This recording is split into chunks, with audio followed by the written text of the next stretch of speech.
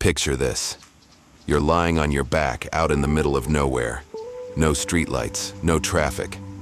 Just the silence of the night and the vast sky stretching above you. Then, a light slices through the darkness.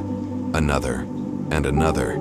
It's like the sky is weeping stars. But what are those lights? Where do they come from? And why do they show up like clockwork, always at the same time each year, like some ancient cosmic ritual that never misses a beat?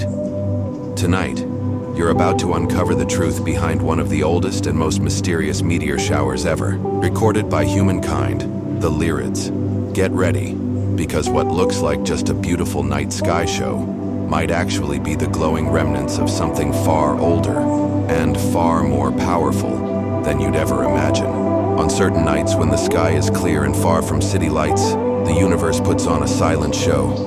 No countdown, no fanfare, just the stillness of night and a sudden streak of light crossing the sky in a blink. That's a meteor. And if it appears fast, sharp, and seems to come from the direction of the constellation Lyra, you might be witnessing one of the oldest known meteor showers, the Lyrids. So what exactly are the Lyrids? They're caused by tiny particles, often smaller than a grain of sand, speeding through space at unimaginable velocities.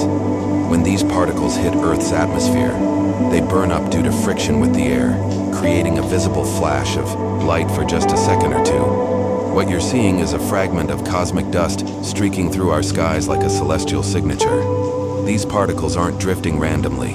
They come from a specific trail of debris left behind by an ancient comet.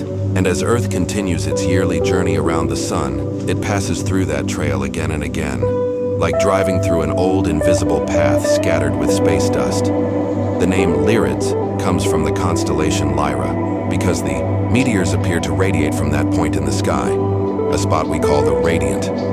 Of course, it's just an optical illusion. They're not actually coming from the stars themselves, but from much closer cosmic debris. What makes the Lyrids special isn't just how ancient they are, though they've been seen by human eyes for thousands of years. It's also how they move, fast, bright, and sometimes leaving behind persistent glowing trails that linger for several seconds, like fire signatures hanging in the dark. Sometimes they show up quietly. Other times they surprise us with more meteors than anyone predicted. And always they remind us that the sky is alive with activity, even when we're not watching. The Lyrids are a bridge between past and present, a cosmic whisper from a comet long gone, still painting our skies with light, mystery, and beauty. Might actually be the glowing remnants of something far older and far more powerful than you'd ever imagine. To truly understand the Lyrids, we need to step back from Earth. Imagine lifting off the planet, slowly watching the continents shrink, the atmosphere thin, until you're floating in the cold, silent void. Past the moon, past Mars, beyond the asteroid belt. Out here, sunlight is weaker, shadows are deeper, and motion feels timeless. This is the realm of comets. The Lyrids are born from one such traveler, a lonely, icy body called Comet C-1861, G1 Thatcher.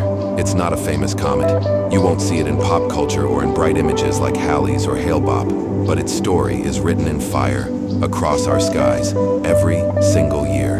Thatcher is a long-period comet, which means it takes hundreds of years to make a full loop around the sun. It follows a huge elliptical orbit, swinging in from the outer reaches of the solar system, and then vanishing again into the black. The last time it passed close to Earth, most of the world didn't even have electricity. And the next time, no one alive today will be here to see it. But even when this comet is gone, its presence lingers through dust. Each time it approaches the sun, heat causes it to shed particles, grains of sand, chunks of rock, frozen gases, the debris of creation. This material fans out behind the comet like a tail made of powdered history. Over time, this debris doesn't just float away. It remains in orbit, suspended in the vacuum, trapped by the sun's gravity, slowly spreading along the comet's original path. This creates a cosmic ribbon of dust and ice, invisible to the eye, but stretching across millions of kilometers of space. And every year, Earth slices through that ancient ribbon. We drive through it at nearly 30 kilometers per second. And, as we do, those particles, most no bigger than a grain of sand, slam into our atmosphere at more than 170,000 kilometers per hour. That's when the magic happens. That's when a 100-year-old particle, lost in space since before airplanes existed, burns into our skies in a brilliant flash. The Lyrids aren't random. They're not falling from stars. They're old messages written by a forgotten comet and delivered to our atmosphere one by one, night after night. What's even more incredible is how stable this trail is. Unlike other meteor showers whose debris paths shift and fade over time, the Lyrid stream has remained reliable for thousands of years. That's why ancient Chinese astronomers recorded the Lyrids long before the modern telescope was even imagined. Their scrolls mention sudden bursts of shooting stars, the same ones we see today. You are watching an ongoing cycle, a collaboration between Earth and the remnants of an object that hasn't come near us in centuries. It's a cosmic handshake, our orbit and Thatcher's trail meeting at the exact same time every year, like celestial clockwork. And even though the comet itself may never be seen again in our lifetime, its dust still dances, its legacy still burns. Each Lyrid Meteor is a tiny piece of that frozen traveler, a whisper from deep space, a reminder that the solar system is alive and constantly in motion, even when it looks calm from down here. So the next time you see a Lyrid streak across the sky, you're not just watching a meteor, you're witnessing a moment that began hundreds, even thousands of years ago. A collision of time, gravity, and memory, all unfolding above your head in less than a second. It looks like magic. A glowing streak crosses the sky, fast and silent, then disappears. But what's really happening is pure physics and cosmic violence. When Earth crosses the trail left by a comet like Thatcher, it's moving at insane speeds, around 30 kilometers per second. That's fast enough to travel across the entire United States in under 3 minutes. Now imagine crashing into a cloud of comet dust, tiny fragments, often no bigger than a grain of sand. Collision is inevitable, and that's when the magic begins. The friction between those particles and the gases in Earth's atmosphere is so intense that temperatures can shoot past 3,000 degrees, over 600 degrees, in less than a second. It's like each grain becomes a miniature star, burning for just a moment. As the meteoroid enters the atmosphere, it hits layers of air that get denser and denser. The denser the air, the more intense the friction, and more friction means more heat. That heat is so extreme, the surface of the fragment starts to sublimate. It goes straight from solid to gas, skipping the liquid phase entirely. And in doing so, it releases light. That's the streak we see racing across the sky. Depending on the chemical composition of the meteoroid, the color of that streak can vary. Some glow bright white, others shine blue, green, or even red. It all depends on the elements inside. Sodium gives off a yellow glow, calcium and magnesium, greenish hues, iron burns in orange or yellow tones, silicates flash in bluish white. So every meteor becomes a kind of flying chemistry lab, vaporizing above our heads. Most of the time, these fragments are so small they completely burn up before they ever reach the ground. They become stardust, drifting silently in the night. But once in a while, something bigger shows up. A meteoroid tough enough to survive the journey through the atmosphere. When it hits the ground, it gets a new name, a meteorite. With the Lyrids, that's rare. The particles are so ancient and delicate, they almost always burn up entirely before touching Earth. There's one more twist. When meteors burn high up, they're silent. But if they dive deeper into the atmosphere, people sometimes hear crackles, pops, or even metallic sounds. That makes the experience even more surreal. So next time you see a flash streaking across the sky, know that it's not just dust. It's a brutal collision between matter and air. It's the glow of transformation, a cosmic moment that only lasts seconds, but carries millions of years of history. You don't need a telescope, you don't need special equipment. To watch the Lyrids, all you really need is patience, a dark sky, and a little bit of timing. The Lyrid meteor shower happens every year between April 16 and April 25, with its peak usually around April 22nd. That's when Earth moves directly through the densest part of the dust trail left by Comet Thatcher. The Lyrids are known for their sudden bright flashes, what astronomers call fireballs. These meteors often leave behind glowing trails that linger in the sky for a few seconds. And trust me, seeing one live feels like witnessing something ancient and rare, because that's exactly what it is.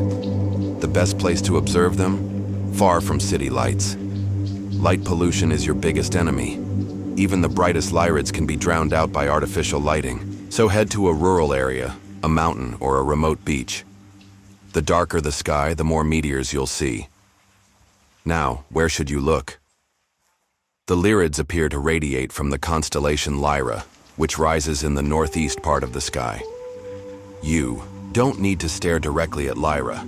In fact, it's often better to look 30 to 45 degrees away from the radiant point, so meteors have longer, more visible trails. One tip, give your eyes time to adjust. It takes about 20 to 30 minutes in darkness for your night vision to fully kick in. So, turn off your phone, avoid looking at screens, and let your eyes adapt. You'll be surprised how many more stars and meteors you'll see. The best time to watch is after midnight and before dawn, especially on the night of April 21st into the morning of April 22nd. That's when your side of the planet is facing directly into the stream of comet debris. Think of it like this. Before midnight, you're riding in the backseat of a moving car looking out the rear window. After midnight, you're in the front seat facing the wind. That's when you catch the most action. The Lyrids don't produce as many meteors as the Perseids or Geminids, but what they lack in numbers, they make up for in style. Some Lyrids are so bright they can cast shadows. Others streak across the entire sky in just a second. On a typical peak night, you might see 10 to 20 meteors per hour. But during rare outbursts, like the one recorded in 1982, where up to 90 meteors per hour were seen, you might witness a real celestial show. These surges are unpredictable. You just have to be there to catch them. And honestly, that's part of the magic. The Lyrids are ancient. They've been crossing our sky for over 2,600 years, with records from ancient Chinese astronomers dating back to 687 BC. Every time you watch them, you're taking part in a cosmic ritual that predates cities, borders, even language. So grab a blanket, lie on your back, look up, and let the universe remind you just how small and how lucky we are to be here to see it. Behind every meteor shower, there's a source. And for the Lyrids, that source is a long-lost traveler called Comet C1861 G1 Thatcher. It was discovered by amateur astronomer A.E. Thatcher, and it follows a spectacular orbit, one that takes it 415 years to complete a single loop around the sun.